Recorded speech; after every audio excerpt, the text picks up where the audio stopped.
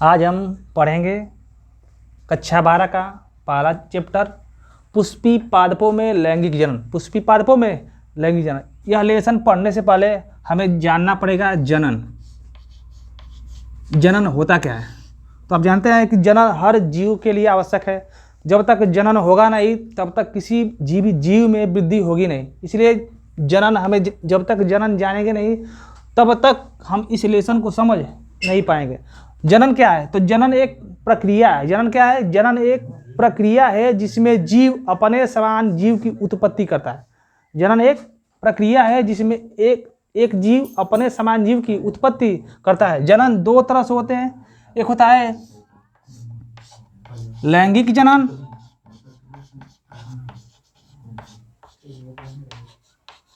एक होता है अलैंगिक जनन।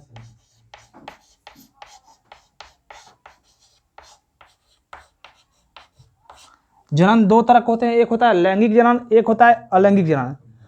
लैंगिक जनन क्या है? वह जिसमें जाइगोट बनता है, जिसमें युग्मनज बनता है, उसे बोलते हैं लैंगिक जनन।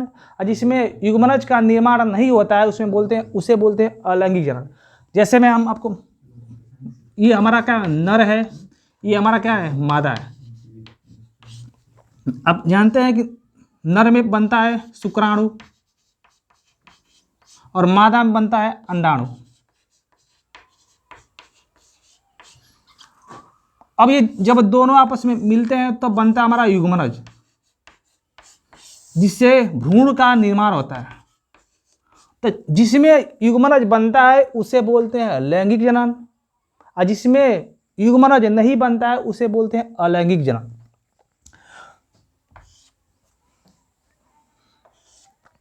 और देखिए, लैंगिक जनन में नर और मादा दोनों की आवश्यकता होती है, लेकिन अलैंगिक जनन में जो होते हैं नर मादा की आवश्यकता नहीं होती, इसलिए युग्मनज का निर्माण नहीं होता है। तो ये इसी लेसन पर, यानी इसी जनन पर ये पूरा लेसन हमारा क्या है। लेकिन बस ये है कि इसमें हम बस पढ़ेंगे पौधों के बारे में, पढ़ेंगे बस पौधे के बारे में। ध्यान से जरा देखिएगा, एक बार देखिए, एक बार देख लेंगे फिर दोबारा पढ़ने की टेंशन फ्री गारंटी हमारी है। हम पढ़ेंगे सबसे पहले पुष्प, क्योंकि पुष्प को बोलते हैं पादप का जननांग। क्या बोलते हैं? पादप का जननांग बोलते हैं। अब पुष्प का विकास होता है पुष्पासन से। देखिए, पुष्प होते हैं, पुष्प के चार भाग होते हैं। एक होता है हमारा बाह्य दलपुंज,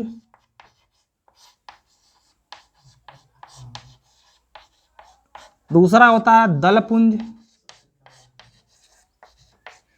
तीसरा होता है पुमंग, और चौथा होता है जायांग।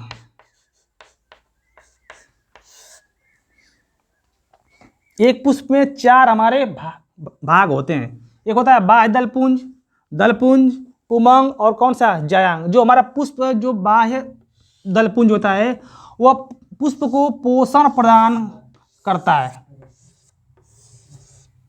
फिगर के माध्यम से हम क्या करेंगे, समझेंगे।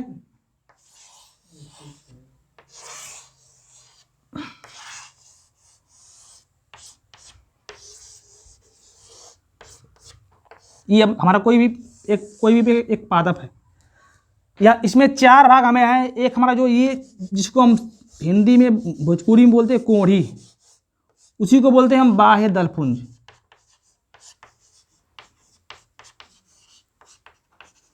और जो पुष्प की पंखुड़ियाँ होती है उसे हम बोलते हैं दलपुंज। और जो बीच वाला भाग होता है इस पूरे भाग को हम बोलते हैं जायांग। और जो ये वाला भाग होता है इसे हम बोलते हैं पुमंग। ध्यान दीजिएगा, जो पुमंग होता है वह पुष्प का नर जननांग होता है, नर जननांग होता है। और जो जायांग होता है वो पुष्प का मादा जननांग होता है, मादा जननांग। अब देखिए, बाह्य दलपुंज क्या है, दलपुंज क्या है, पुमंग क्या है और जायांग, इसके बारे में हम जानेंगे। देखिए, जो बाह्य दलपुंज है ये पुष्प का पहला चक्र है। बाह्य दलपुंज पुष्प का पहला चक्र है जो पुष्प को पोषण प्रदान करता है। पुष्प को क्या करता है? पोषण एवं सुरक्षा प्रदान करता है। पोषण एवं सुरक्षा प्रदान करता है। ये होता है हमारा बाह्य दलपुंज। दलपुंज क्या है? यह पुष्प का दूसरा चक्र है। यह पुष्प का दूसरा चक्र है, जो पुष्प का सबसे सुंदर भाग होता है, सबसे सुंदर भाग होता है। और सुंदर भाग होने के कारण इसी के कारण इसमें क्या होता है? कीट परागण होता है, क्योंकि कीट इस सुंदरता को देखकर इस फूल की ओर क्या होते हैं? आकर्षित होते हैं।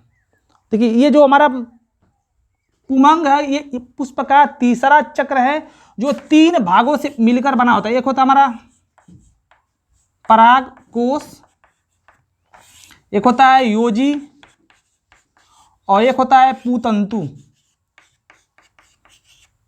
पुमंग पुष्प का तीसरा भाग है, जो पुष्प का नर जननांग होता है, जो परागकोश, योजी और पुतंतु से मिलकर बना होता है। जयांग जो होता है पुष्प का चौथा चक्र है, जिसे बोलते हैं पुष्प का मादा जननांग, जो 3 चीज यानी वर्तिकाग्र एवं अंडाशय से मिलकर बना होता है।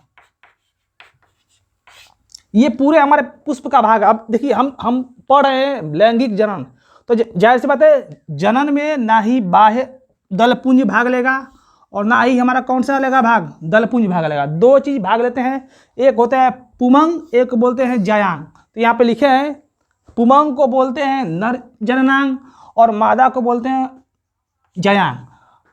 अब देखिए जब जयांग और पुमंग आपस में मिलते हैं, जब क्या होता है जयांग और पुमंग आपस में क्या होते हैं? मिलते हैं, तब पादपों में निषेचन की क्या होती है? क्रिया संपन्न होती है। लेकिन हम पढ़ेंगे सबको पारा-पारी पढ़ेंगे। पहले पढ़ेंगे पुमंग, दूसरा पढ़ेंगे कौन सा? जयांग, क्योंकि लैंगिक जनन में 2 चीज भाग लेता है, पादपों में 2 चीज भाग लेता है। एक होता है पुमंग, एक होता है कौन सा? जयांग। तो हम पढ़ेंगे सबसे पहला हेडिंग पढ़ेंगे कौन सा? पुमंग।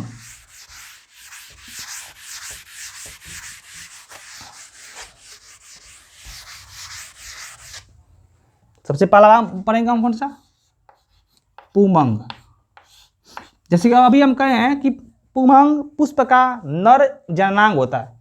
अब ऐसे 3 चीज बनते हैं, अभी हम आप बताएं। एक होता है पुतंतु, एक होता है योजी, एक होता है पराग कोश। ये होता है पुतंतु।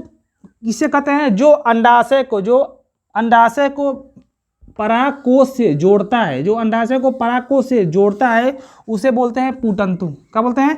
पुतंतु। और जो परागकोश को इसी को बोलते हैं परागकोश। जो परागकोश के 2 भागों में बांटता है, एक भाग ये है, एक भाग ये है। जो परागकोश को 2 भागों में बांटता है उसे बोलते हैं योजी। क्या बोलते हैं? योजी। और जो ये ऊपर का जो फैला हुआ भाग होता है, इसी को बोलते हैं परागकोश। इसको क्या बोलते हैं? परागकोश। तो यानी पुमंग के 3 भाग होते हैं। एक हमारा क्या होता है? पुतंतु होता है, एक होता है योजी, एक होता है कौन सा? परागकोश। तो यहाँ पे हम जानेंगे कि जो परागकोश होता है, जो हमारा क्या होता है?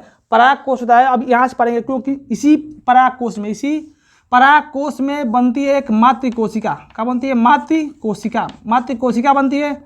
इस मातृ कोशिका में अर्धसूत्री विभाजन होता है। अर्धसूत्री विभाजन। इस मातृ कोशिका में जब अर्धसूत्री क्या होता है? विभाजन होता है, तो परागकण का निर्माण होता है। परागकण। यही परागकण पादपों का एक जननांग होता है। लेकिन इसकी जो क्रिया होती है वो बहुत से होकर क्या होती है? अब हम पढ़ेंगे कौन सा? परागकोश। परागकोश क्या होता है?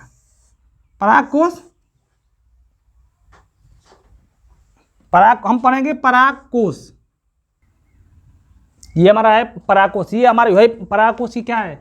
संरचना है। ये जो बीच वाला भाग है, इसी को बोलते हैं योजी। इसी को क्या बोलते हैं? योजी बोलते हैं। ये नीचे वाला भाग इसे बोलते हैं पुतंतु। देखिए जो परागकोश की जो बाह्य त्वचा होती है, वो जो हाइपोडर्मल कोशिका की क्या होती है? बनी होती है। और जब इस हाइपोडर्मल कोशिका में क्या होता है?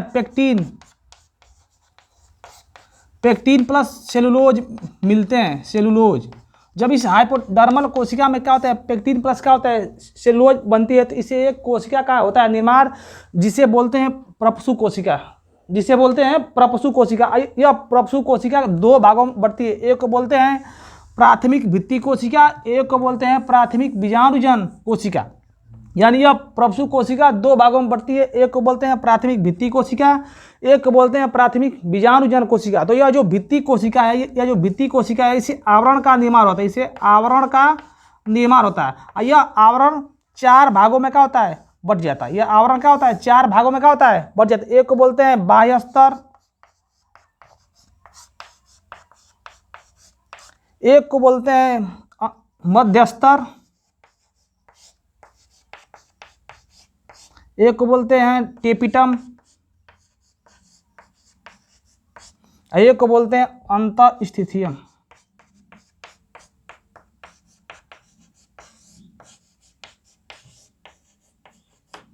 यानी जो ये प्राथमिक भित्ति कोशिका है, जो ये प्राथमिक भित्ति कोशिका है, यह पराग कोश के ऊपर एक आवरण का क्या करती है, निर्माण करती है। यह आवरण यानी पराग कोश के ऊपर जो आवरण होता है, जो प्राथमिक भित्ति कोशिका है जो आवरण बनाती है, वह चार भागों से मिलकर बनी होती है। एक को बोलते हैं बाह्य स्तर, एक को बोलते हैं मध्य स्तर, एक को बोलते हैं टेपिटम, एक को बोलते हैं अंतःस्थिथियम। और जो हमारा प्राथमिक बीजाणुजन कोशिका है, जो हमारे प्राथमिक बीजाणुजन कोशिका, इसमें एक बनती है कोशिका जिसे बोलते हैं मातृ कोशिका।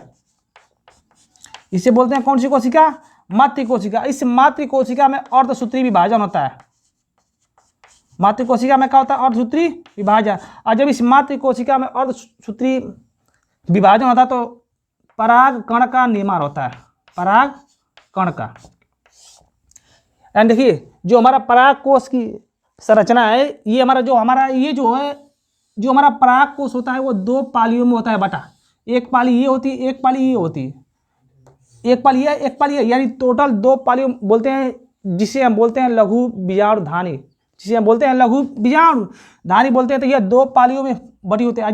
जब लघु बीजाणुधानियों में, जब लघु बीजाणुधानी में स्फुटन यानी क्या होता है, जब यह टूटती है ना, तब क्या होती है, परागकण का निर्माण होता है। देखिए जो पराग कोश की बाह्य त्वचा होती है, जो क्या होती है, पराग कोश की बाह्य त्वचा होती है, वो हाइपोडर्मल कोशिका से क्या होती है, मिलकर बनी होती है। जब हाइपोडर्मल कोशिका में क्या होता है, पेक्टिन प्लस सेलुलोज, यानी जब ये पेक्टिन प्लस क्या होता है, सेलुलोज मिलते हैं तो बनते हैं मृदोत्तक, स्थूलोत्तक बनता है। कौन सा, स्थूलोत्तक।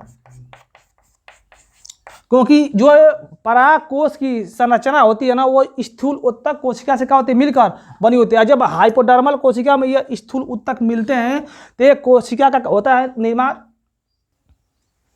जब इस हाइपोडर्मल कोशिका में स्थूल उत्तक मिलते हैं तो एक कोशिका का होता है निर्माण, जिसे बोलते हैं प्रपसु कोशिका, जिसे बोलते हैं प्रपसु कोशिका। यह प्रपसु कोशिका दो भागों में बढ़ती है, एक बोलते हैं प्राथमिक भित्ति कोशिका, एक बोलते हैं प्राथमिक बीजाणुजन कोशिका। तो जो हमारी प्राथमिक भित्ति कोशिका है, इससे आवरण का होता है निर्माण, यानी आवरण यानी त्वचा का होता है निर्माण। और त्वचा, इसके ऊपर जो पराग कोश होता है वो होता है, इसके ऊपर चार आवरण होते हैं। एक को बोलते हैं बाह्य स्तर, एक को बोलते हैं मध्य स्तर, एक को बोलते हैं टेपिटम, और एक को बोलते हैं अंतःस्थिथियम। और जो हमारी प्रपसु कोशिका होती है ना, जो प्रपसु कोशिका होती है, इस प्रपसु कोशिका से प्राथमिक बीजाणुजन कोशिका का होता है निर्माण, जिससे एक मातृ कोशिका बनती है, जिससे क्या बनती है, एक मातृ कोशिका बनती है। और इस मातृ कोशिका में जब अर्धसूत्री क्या होता है, विभाजन होता है, तो एक बनता है लघु बीजाणुधानी। क्या बनता है, लघु बीजाणुधानी। जैसे ये है, एक ये है, एक दो, इसी को बोलते हैं लघु बीजाणुधानी, लघु बीजाणुधानी। जब क्या होता है, जब मातृ कोशिका में क्या होता है, अर्धसूत्री विभाजन होता है तो क्या बनते हैं, एक हमारा लघु बीजाणुधानी बनती है। आइए, यह लघु बीजाणुधानी दो पाली में बढ़ जाती है, दो पाली में क्या होती है, बढ़ जाती है। एक पाली ये है, एक पाली ये क्या है, ये, यानी दो पाली में क्या होती है, बढ़ जाती है। इसी दो पाली में स्फुटन होता है। क्या होता है, स्फुटन। आज इसी स्फुटन के बाद, इसी स्फुटन के बाद क्या होता है, एक हमारे पराग कण का निर्माण होता है। यही हमारा होता है कौन सा, पुमांग का प्रथम युग्मक। ये हमारा क्या होगा, एक युग्मक होता है, युग्मक। यही युग्मक, यही जब परागकण जाता है हमारा वर्तिकाग्र पे, यही जब क्या होता है, परागकण जाता है हमारा वर्तिकाग्र पे, तो वर्तिकाग्र पे जाकर इस पराग कण का अंकुरण होता है। क्या होता है? अंकुरण। और उस पराग कण के अंकुरित को ही बोलते हैं नर युग्मकोद्भिद। क्या बोलते हैं हम? नर युग्मकोद्भिद। या सिंपल भाषा में कह सकते हैं कि अंकुरित पराग कण को, अंकुरित पराग कण को हम बोलते हैं लघु बीजाणुधानी, या उसी अंकुरित पराग कण को बोलते हैं नर युग्मकोद्भिद। किस नाम से जानते हैं? नर युग्मकोद्भिद। अब देखिए, जैसे मैं अभी आपको कहा है कि जो हमारा प्राथमिक भित्ति कोशिका है, इसी आवरण का क्या होता है? निर्माण। एक हमारा है बाह्य स्तर, एक होता है मध्य स्तर, एक होता है टेपिटम, एक कौन सा? अंतःस्थिशियम। तो जो हमारा बाह्य स्तर होता है, ये क्या करता है? आवरण का निर्माण करता है। क्या करता है? आवरण का निर्माण। क्योंकि इसकी जो त्वचा होती है वो कैसी होती है? चपटी होती है। कैसे होती है? चपटी। यही सबसे ऊपर, यानी पराग कोश के, जो पराग कोश होता है इसके ऊपर एक त्वचा होती है, जिसे ही बोलते हैं कौन सा? टेपिटम। यानी पराग कोश के सबसे बाहरी त्वचा को हम क्या बोलते हैं? तो बोलते हैं बाह्य स्तर। एक हमारा होता है मध्य स्तर। देखिए, ये जो मध्य स्तर होता है ना, ये 3 परतों से मिलकर होती है बनी। यानी इसी मध्य स्तर में 3 परत होती है। 3 क्या होती है? 3 क्या होती है? परत होती है। और जो हमारा टेपिटम होता है, जो क्या होता है? टेपिटम होता है इसी पर, क्योंकि भाई ये भी हमारा क्या है? सजीव है, तो इसको भी भोजन चाहिए। तो जो हमारा टेपिटम होता है ना, जो हमारा क्या होता है? टेपिटम होता है, वो क्या करता है? इसी पराग कोश को पोषण प्रदान करता है। क्या करता है? पोषण प्रदान करता है। और जो अंतःस्थिशियम होती है, वो क्या करती है? स्फुटन, यानी जब तक ये जो चाहेगी नहीं, जब तक अंतःस्थिशियम चाहेगी नहीं, तब तक इस लघु बीजाणुधानी में क्या होगा? स्फुटन नहीं होगा। जब तक स्फुटन नहीं होगा, तब तक पराग कण का निर्माण। तो सबसे इसमें 2 चीज है। एक हमारा कौन सा? टेपिटम है, एक है कौन? अंतःस्थिशियम। तो टेपिटम का कार्य होता है कौन सा? पोषण प्रदान करना। और अंतःस्थिशियम का कार्य होता है स्फुटन में भाग लेना। स्फुटन में भाग लेना। यही क्या करती है? ये तीनों, ये चारों मिलकर क्या करती है? पराग कोश के क्या करता है? आवरण का क्या करती है? निर्माण करती है। यही आवरण जब क्या होता है? टूटता है। और जब यही आवरण क्या होता है? ये यानी चारों, यह आवरण बाह्य स्तर, मध्य स्तर, टेपिटम और कौन सा? अंतःस्थिशियम, जब टूटता है उसी को बोलते हैं पराग कोश में स्फुटन। यानी पराग कोश के प्राथमिक भित्ति के टूटने की क्रिया को बोलते हैं पराग कोश में स्फुटन। और जब तक स्फुटन होगा नहीं, तब तक क्या होगा? पराग कोश का, परागकण का निर्माण होगा नहीं। तो यह क्रिया सबसे महत्वपूर्ण होती है।